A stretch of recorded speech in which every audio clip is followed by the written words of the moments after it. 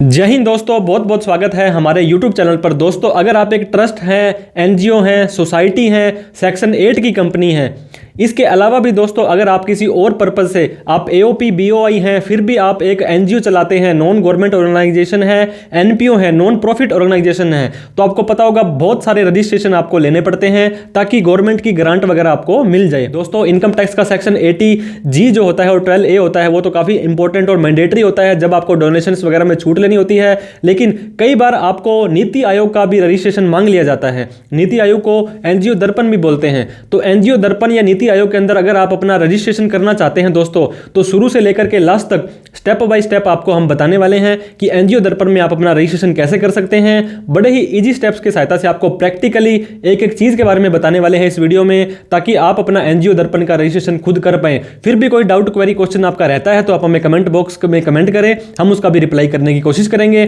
तो देर ना करते हुए चलिए दोस्तों वीडियो को स्टार्ट करते हैं।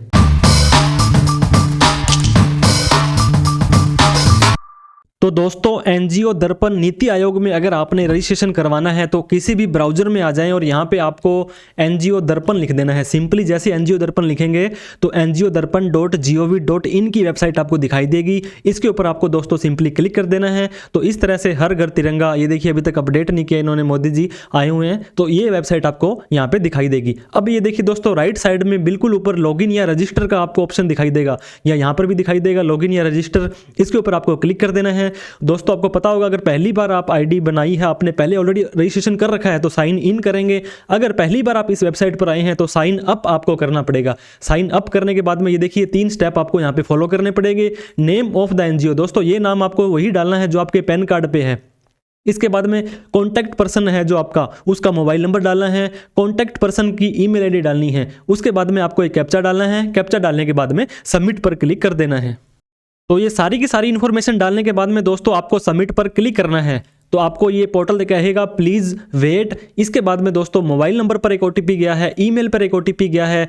इसके बाद में दोस्तों पैन नंबर आपको ऑर्गेनाइजेशन का डालना पड़ेगा। यहाँ पे आपको एग्री करना पड़ेगा, फिर आपको ये कैप्चा कोड डालना पड़ेगा, फिर क्रिएट पासवर्ड पर आपको क्लिक कर देना है। तो दोस्तों मोबाइल और ईमेल के दोनों ओटीपी डालने के बाद में आपकी संस्था का नाम जो आपके पैन कार्ड में है वो डाल सकते हैं, पैन नंबर डाल दें। इसके बाद में दोस्तों कैप्चा डालने के बाद में क्रिएट पासवर्ड पर आपको क्लिक करना है। अब यहाँ से आपका पासवर्ड, फिर कन्फर्म पासवर्ड, फिर आपसे कैप्चा कोड पूछा जाएगा। तो दोस्तों आपको अपना पासवर्ड काफ़ी अच्छा और बढ़िया बना लेना है और आपको याद भी रखना है। इन फ्यूचर में भी बार बार इस पासवर्ड की जरूरत पड़ेगी। कैप्चा कोड डालने के बाद में सबमिट रजिस्ट्रेशन पर आपको क्लिक करना है। जैसे आप क्लिक करेंगे दोस्तों तो सक्सेसफुल रजिस्ट्रेशन का एक आपको मैसेज आ जाएगा। इस मैसेज के बाद में सिंपली आप साइन इन कर सकते हैं। अब साइन इन के लिए आपको यूजर आईडी और पासवर्ड और कैप्चा पूछा गया। तो दोस्तों यूजर आईडी आप देख सकते हैं, यहाँ पे आप अपना एनजीओ का ईमेल आईडी या जो मोबाइल नंबर था ये दोनों चीज़ें डाल सकते हैं। एनजीओ का पैन, आप मोबाइल नंबर या ईमेल आईडी, तीनों में से कुछ भी चीज़ यहाँ पे यूज कर सकते हैं। ये डालने के बाद में जो भी आपने पासवर्ड बनाया था वो डालें। कैप्चा कोड डालने के बाद में साइन इन पर आपको क्लिक कर देना है। तो इस तरह से दोस्तों यूजर आईडी, पासवर्ड और कैप्चा डालने के बाद में जैसे आप सिंपली साइन इन पर क्लिक करेंगे तो लॉगिन इन आपको ये दिखाई देगा। अब ये देखिए दोस्तों रजिस्ट्रेशन प्रोसेस आ चुका है। आपका रजिस्ट्रेशन मात्र और मात्र 5% कंप्लीट है। अब आपको क्या करना है, ये देखिए please be inform that following information आपको देनी पड़ेगी। Click here to fill NGO detail, click here to add office bearer. इसके बाद में आपको सोर्स ऑफ फंड वगैरह डालने पड़ेंगे यहाँ पे। इसके बाद में आपको एनजीओ की प्रोफाइल वो अपलोड करनी पड़ेगी। अब simply click here to fill NGO detail पर आपको आ जाना है। जैसे दोस्तों यहाँ पे आएंगे आपको ये देखिए 1 2 3 4 5 6 7 इस तरह की इन्फॉर्मेशन आपको स्टेप बाय स्टेप आपको डालनी पड़ेगी। दोस्तों ऑर्गेनाइजेशन का पैन अपने आप आ गया है। पैन फाइल अपलोड क्योंकि जरूरत नहीं है आपको, वेरीफाइड ऑनलाइन हो चुका है। अब एनजीओ का नाम दोस्तों ऑटोमेटिक आ चुका है। एनजीओ पैन नेम है वो भी सेम आपका आ चुका है। अब एनजीओ का एड्रेस आपको यहाँ पे डालना पड़ेगा जो आपकी संस्था का एड्रेस आ रहा है। एड्रेस डालने के बाद में दोस्तों आपको स्टेट, पिन कोड, ये आप कौन से, इसके बाद में दोस्तों मैं आपको स्टेप बाय स्टेप भर के दिखा देता हूँ। तो दोस्तों सबसे पहले आपको यहाँ पे अपना स्टेट सेलेक्ट कर लेना है। आपकी जो संस्था है कौन से स्टेट में, जैसे हमारी राजस्थान में आती है। इसके बाद में आपका डिस्ट्रिक्ट कर लेना है। दोस्तों जो भी डिस्ट्रिक्ट आपके ऊपर एप्लीकेबल होता है इस लिस्ट के अंदर आ जाएगा। इसके बाद में आपको अपना पिन कोड डाल देना है। पिन कोड का मतलब जोन से एरिया में आपका पोस्टल इंडेक्स कोड जो होता है वो आप डाल देंगे। वो डालने के बाद में दोस्तों आपको अब इंटर सिटी डालना है कि कौन से शहर में आपका, अगर सिटी के अंदर पूरा नहीं आ रहा दोस्तों तो आप यहाँ पे अपने डिस्ट्रिक्ट का या तहसील का नाम डाल सकते हैं, क्योंकि मेन जो एड्रेस है आप एनजीओ दर्पण के इस बॉक्स में ऑटोमेटिकली डाल ही देंगे। सिटी डालने के बाद में दोस्तों ईमेल आईडी अपना ऑटोमेटिक आ जाएगा। इस ईमेल आईडी को जो आपने रजिस्ट्रेशन करते टाइम डाला था। एनजीओ यूआरएल का मतलब है कोई वेबसाइट है अगर आपकी तो आप डाल सकते हैं, ये कंपलसरी नहीं है। रजिस्टर्ड विद, दोस्तों आपकी जो ये एनजीओ है, ये संस्था है, किसके साथ में रजिस्टर्ड है? ये देखिए, registered of companies, societies, charity commissioner, international organisation, सब रजिस्ट्रार, एनी अदर, जो भी आपके ऊपर एप्लीकेबल होता है। मैं आपको दिखाना चाहूँगा, ये देखिए दोस्तों, हमारी जो संस्था है the Rajasthan society registration act 1958 के अंदर रजिस्टर्ड है। तो यहाँ पे अगर आ रहा है दोस्तों द रजिस्ट्रार सोसाइटी एक्ट, अगर नहीं आता, देखो रजिस्ट्रार ऑफ सोसाइटी यहाँ पे आ रहा है, तो आप वो सेलेक्ट कर सकते हैं। रजिस्ट्रेशन नंबर आपको यहाँ पे डालना पड़ेगा। इससे पहले टाइप ऑफ एनजीओ, आपकी जो एनजीओ है दोस्तों, ये प्राइवेट सेक्टर जो कंपनीज होती है, आपको पता होगा कंपनीज भी एनजीओ बना सकती है। सेक्शन 8 के अंदर रजिस्ट्रेशन नॉन गवर्नमेंट है, इसके बाद में नॉन गवर्नमेंट ट्रस्ट है, अदर रजिस्टर्ड एंटिटी है, एकेडमिक इंस्टीट्यूशन है, और ये एकेडमिक इंस्टीट्यूशन है। तो आपके ऊपर जो भी एप्लीकेबल होता है दोस्तों, रजिस्टर्ड सोसाइटी, नॉन गवर्नमेंट या ट्रस्ट भी ले सकते हैं दोस्तों आप, नॉन गवर्नमेंट, जो भी आपको एप्लीकेबल लगता है। रजिस्ट्रेशन नंबर आपको डाल देना है, जो कि यहाँ पे लिखा आता है दोस्तों। रजिस्ट्रेशन नंबर ये देखिए COOP, इस करके यहाँ पे जो भी रजिस्ट्रेशन नंबर है वो आपको सिंपली इसमें डाल देना है। रजिस्ट्रेशन सर्टिफिकेट डालने के बाद में अपलोड आरसी का मतलब दोस्तों रजिस्ट्रेशन सर्टिफिकेट, आपकी जो संस्था है जैसे रजिस्टर्ड हुई है उसी को आपको अपलोड करना है। मैक्सिमम 2 MB की साइज यहाँ पे आ सकती है। इसके अंदर PDF या JPG की फाइल आप दोस्तों अपलोड कर सकते हैं। कोई भी स्पेशल कैरेक्टर इसके नाम में नहीं होना चाहिए। तो यहाँ पे आप चूज फाइल पे जैसे क्लिक करेंगे दोस्तों, आपको ये लेके चला जाएगा। डॉक्यूमेंट जहाँ पर भी पड़े हैं दोस्तों आपके, उसमें आप चले जाएंगे, उस फोल्डर में आप चले जाएंगे। इसके बाद में दोस्तों आपका जो रजिस्ट्रेशन सर्टिफिकेट होगा उस पर आप ओपन कर देंगे। तो ये इसके बाद में अपलोड पर क्लिक कर देंगे दोस्तों। अगर कोई एरर वगैरह होगी तो आपको एरर बता देगा, अदरवाइज सिंपली ये अपलोड हो जाएगा। अपलोड होने के बाद में दोस्तों सेव डॉक्यूमेंट पर आपको क्लिक कर देना है। तो व्यू आरसी का मतलब है यहाँ पे आपकी आरसी है जो कि अपलोड हो चुकी है। अब आपको रजिस्ट्रेशन सर्टिफिकेट यहाँ पे अपना डाल देना है। ये देखिए, रजिस्ट्रेशन नंबर डालने के बाद में दोस्तों डेट ऑफ रजिस्ट्रेशन, किस तारीख को आपका जो ये रजिस्ट्रेशन हुआ था वो भी आपको सिंपली रजिस्ट्रेशन की जो डेट है दोस्तों वहाँ पे मिल जाएगी। 17/6/2020 अगर हमारी रजिस्ट्रेशन की डेट थी तो आप यहाँ पे आपका जो ईयर है वो सेलेक्ट कर लेंगे। इसके बाद में छठा महीना जो 17/6 थी, तो इस तरह से 17/6/2020 हमने यहाँ पे सेलेक्ट कर ली है।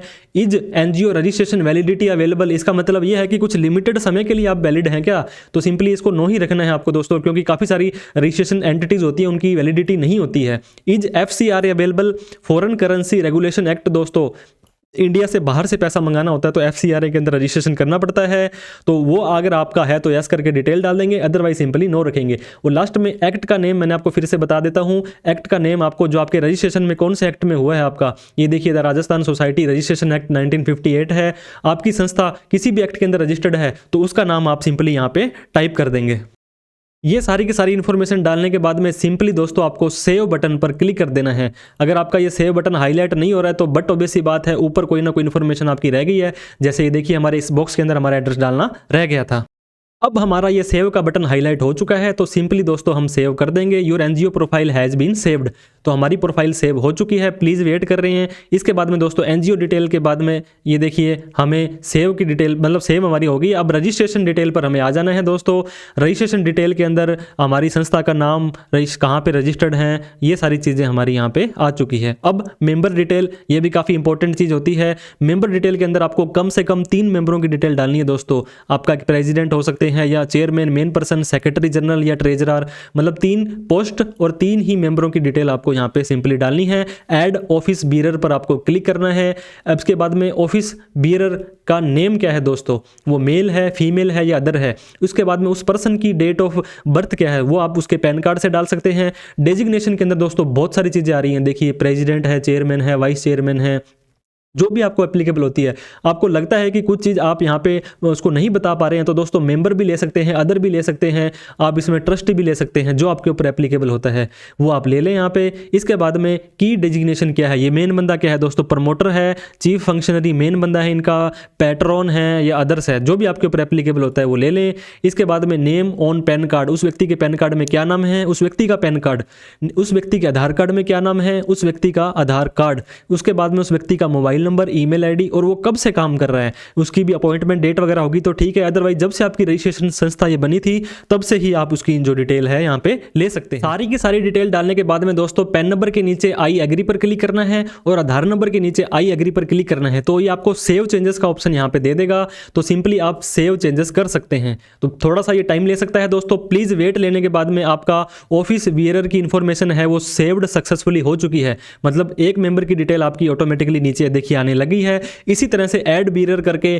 कम से कम 2 मेंबर आपको और ऐड करने हैं, मतलब टोटल 3 मेंबर है आपको यहाँ पे ऐड करने हैं। सेम का सेम प्रोसेस आप फिर से कर सकते हैं। इस तरह से दोस्तों हम दूसरे मेंबर को जैसे ही सेव चेंजेस करेंगे प्लीज वेट करेगा, फिर आपको ये मैसेज दे देगा कि office bearer information has been saved successfully.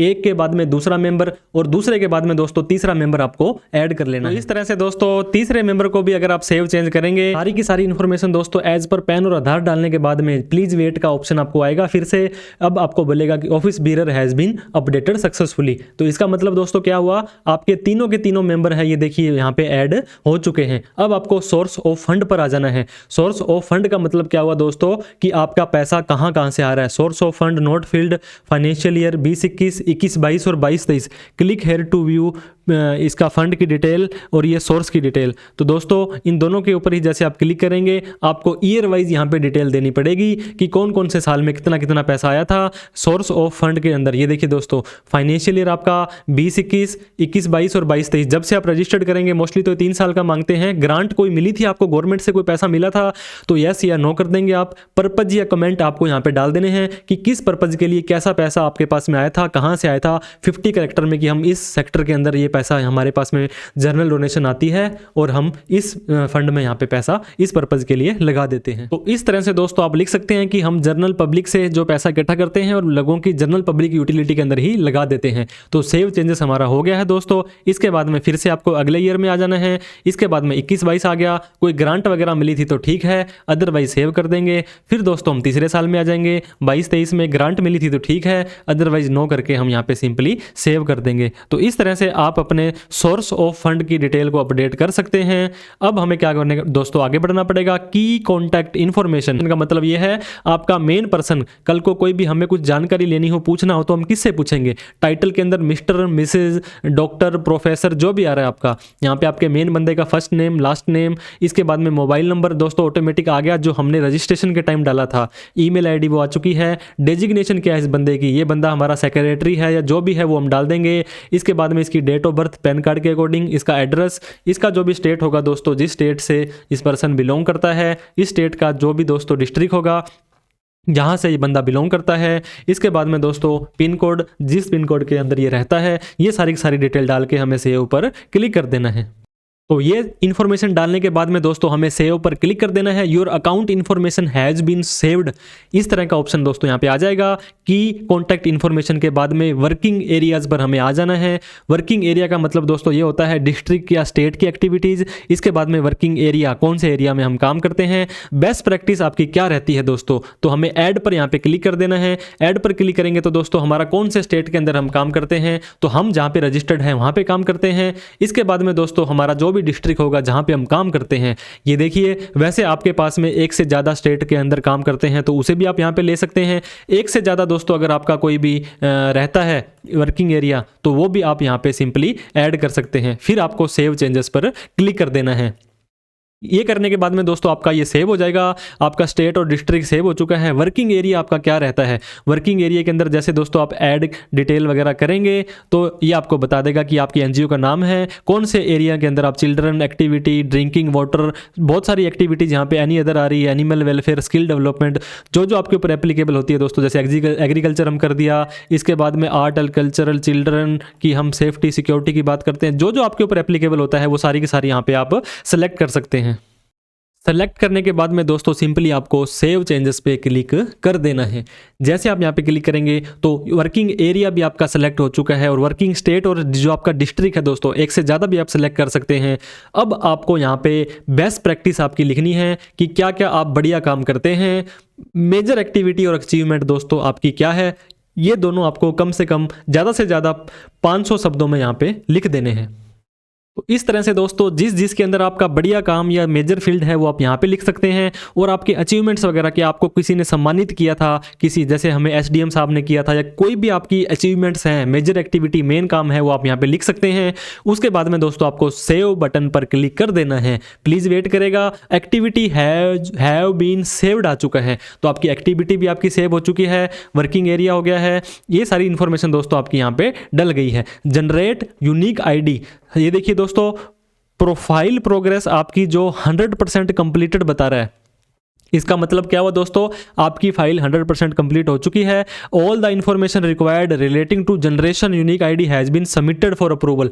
दोस्तों हमने किसी भी सबमिट बटन का क्लिक नहीं किया था, लेकिन फिर भी जब तक हम लास्ट टैब में आते हैं तो हमारी फाइल ऑटोमेटिकली सबमिट हो जाती है। You will be inform through SMS email as soon as approval steps are completed and you will be able to generate your unique ID. तो इस तरह से दोस्तों ये बोल रहा है कि हम आपका सारा का सारा डेटा चेक करेंगे, इन्फॉर्मेशन चेक करेंगे, और हमें लगेगा तो हम आपको अप्रूवल का SMS या मेल आपको भेज देंगे। इस तरह से दोस्तों आपका जो कोविड के बारे में ये ऑप्शनल इन्फॉर्मेशन पूछ रहे हैं, आप डालना चाहें तो डाल सकते हैं।